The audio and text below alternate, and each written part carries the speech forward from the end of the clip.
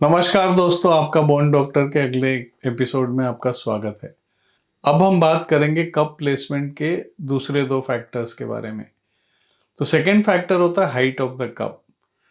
Cup actually tier drop के inferior as तक आना चाहिए, उसका लोअर लिमिट, उससे नीचे नहीं होना चाहिए।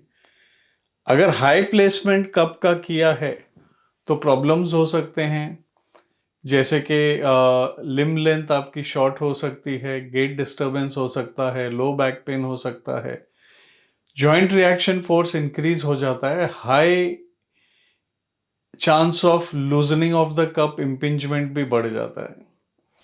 कप अगर लो है टीयर ड्रॉप के नीचे, ये बहुत रेयर है, ये बहुत रेयरली देखा जाता है, तो लिम्ब लेंथ लंबे हो जाते हैं और अक्सर यहाँ रिवाइज करना पड़ता है, पेशेंट को चलने में बहुत दिक्कत हो जाती है। दूसरा होता है एंगुलर प्लेसमेंट। एंगुलर प्लेसमेंट मतलब कप का इंक्लिनेशन और वर्जन।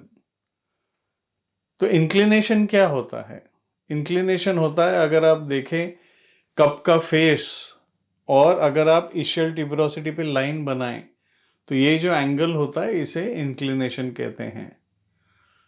और एंटीवर्जन क्या होता है? सैजिटल प्लेन में कप का फेस और सैजिटल एक्सिस, इसका एंगल एंटीवर्जन बताता है। तो कप रीम करने के पहले आपको लेब्रम कप का निकालना पड़ता है और पल्वाइना निकालना पड़ता है, जो फैट होता है पेल्विक फ्लोर पे। हम चांदली का क्राउन ऑफ थॉर्न्स यूज करते हैं, स्क्रेपर कार्टिलेज निकालते हैं। अगर आपको कप पूरा 360 डिग्री विजुअलाइज हो रहा है, including the telo transverse acetabular ligament, उसके बाद आप कप प्रिपेयर करना शुरू करते हैं। तो रीमिंग कैसे करते हैं? पहले हम थोड़ा मीडियलाइज करते हैं कप को। अगर पेशेंट हॉरिजॉन्टली खड़ा है तो पहला आपका रीमर वर्टिकल आएगा 90 डिग्रीज पे। पहले आपको कप डीप करना है थोड़ा, फिर जो डिजायर्ड एंगल है 40 डिग्रीज विद 18 to 20 डिग्री एंटीवर्जन, तब आपको एक्सपैंड करना है कप को उस डायरेक्शन में, फाइनल कप पोजीशन में। तो कई रीमर्स में हैंडल आते हैं जिसमें गाइड्स होती है विच शो यू कि you are parallel to the floor, या आपका एंगल क्या है रीम करने के टाइम। एंटीवर्जन के लिए भी एक हैंडल होता है कि अगर आप पेशेंट की बॉडी और लेग देखें तो आप कितना एंटीवर्ट कर रहे हो इसे। तो ये आप एक छोटी फिल्म देख सकते हो, इसमें एंटीवर्जन और इंक्लिनेशन दिखाया गया है। तो हम ऑड रीमर से शुरू करते हैं, टिपिकली 5 या 7 साइज छोटा से शुरू करते हैं टू दी फाइनल रीमर। और हम दो दो इंक्रीमेंट्स पे साइज के रीम करते हैं। पहले आप मीडियली जाइए, ट्रू फ्लोर तक जाइए, फिर आप कप को एक्सपैंड करना शुरू करिए। तो जब आपको लगे कि आपको अच्छा फिट मिल रहा है, you have to underream the acetabulum by 1। अगर आप 54 का कप डालना चाहते हो तो आप रीम करिए 53 तक। तो get into the sclerotic bone, bleeding bone आपको दिखनी चाहिए। और आपको जैसे आप रीम करते हो हर 3 सेकंड बाद आपको वॉल फील करनी चाहिए कि कोई एंटीरियर या पोस्टीरियर वॉल ज़्यादा तो नहीं रीम हो रही। आपको रीमिंग के टाइम आपके रीमर की पोजीशन देखनी चाहिए।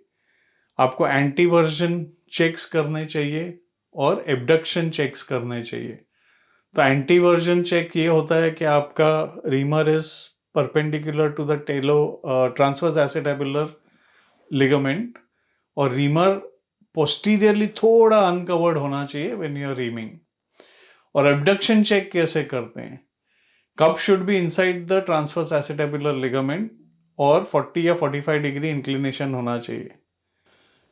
टीयर ड्रॉप के नीचे कप नहीं जाना चाहिए, that is the maximum inferior limit. तो पहले मैंने आपको बताया था कि हम एनाटॉमिकल कप पोजीशन करते हैं, लेकिन कभी कभी हमें थोड़ा मीडियलाइज करना पड़ता है अगर हमें लगे कि सुपीरियर कवर डिफेक्टिव है, डोम पे बैठा बिठाना है अगर कप को।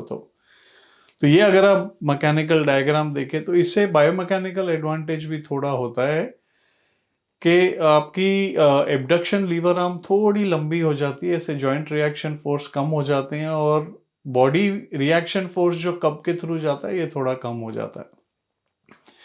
बट अगर आप एक्सेसिवली मीडियलाइज करेंगे तो आप काफी बोन लॉस हो जाता है मीडियली, फ्यूचर हिप रिप्लेसमेंट के लिए बोन स्टॉक नहीं बचता।